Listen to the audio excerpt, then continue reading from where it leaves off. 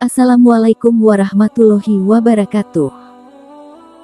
Sahabat Galeri Hawa, semoga Allah selalu meridhoi kita tetap pada Islam. Surat Al-Lahab merupakan surat ke-111 dalam Mushaf Al-Quran. Surat Al-Lahab ini terdiri dari 5 ayat dan termasuk surah Makkiyah karena diturunkan di kota Mekah. Isi surat Al-Lahab bercerita tentang ancaman Allah Subhanahu wa Ta'ala terhadap Abu Lahab atas sikapnya terhadap Nabi Muhammad SAW. Selain berlaku untuk Abu Lahab yang diancam dengan kebinasaan di atas api neraka, surah ini juga menjelaskan tentang perbuatan istrinya. Sebagai orang yang selalu menebar fitnah terhadap Rasulullah SAW, sang istri pun akan diazab dan diberi kalung yang berupa tali dari sabut di neraka kelak. Lalu bagaimanakah asbabun nuzul surat Al-Lahab? Selamat datang di channel Galeri Hawa. Tetap dukung channel ini, agar bisa memberikan manfaat untuk orang banyak dan menjadi amal jariah untuk kita.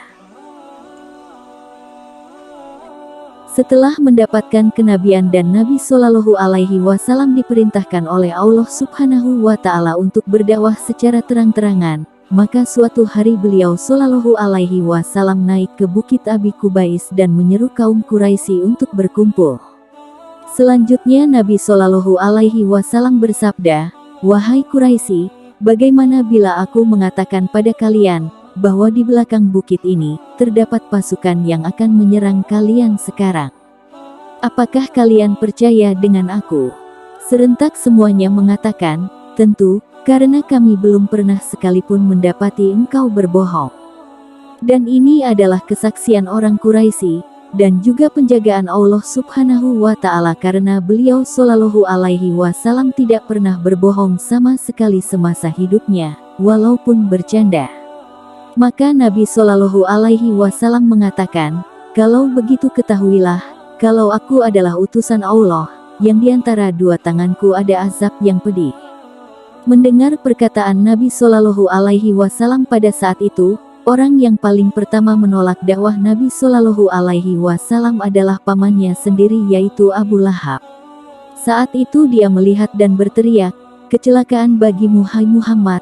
Apakah engkau mengumpulkan kami di sini semuanya, hanya untuk menyampaikan masalah itu?" Maka Abu Lahab pun membubarkan orang-orang dan berkata pada saat itu, "Bubarlah dan jangan dengarkan dia." Lalu dia sepakat dengan istrinya untuk meletakkan duri di jalan yang Nabi SAW lewati, agar tidak berdakwah. Maka turunlah pada saat itu langsung di Bukit Abi Kubais, wahyu Allah Subhanahu wa Ta'ala surah Al-Lahab ayat 1-5. Binasalah kedua tangan Abu Lahab dan benar-benar binasa dia. Tidaklah berguna baginya hartanya dan apa yang dia usahakan. Kelak dia akan masuk ke dalam api yang bergejolak neraka. Dan begitu pula istrinya, pembawa kayu bakar penyebar fitnah. Di lehernya ada tali dari sabut yang dipintal. Abu Lahab adalah orang yang pertama menentang dakwah Nabi SAW. Menurut para ahli sejarah, jika Abu Lahab tidak menentang dakwah Nabi SAW pada saat itu, kemungkinan besar seluruh penduduk Mekah akan beriman kepada risalah yang dibawa oleh Nabi SAW, dan Abu Lahab menjadi penyebab penduduk Mekah tidak beriman.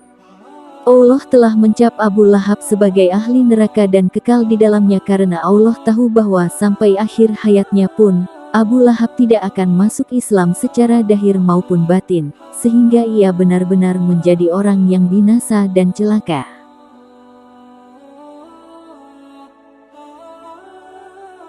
Allahu a'lam bishawab. Jika benar itu dari Allah, jika ada salah itu dari saya. Assalamualaikum warahmatullahi wabarakatuh.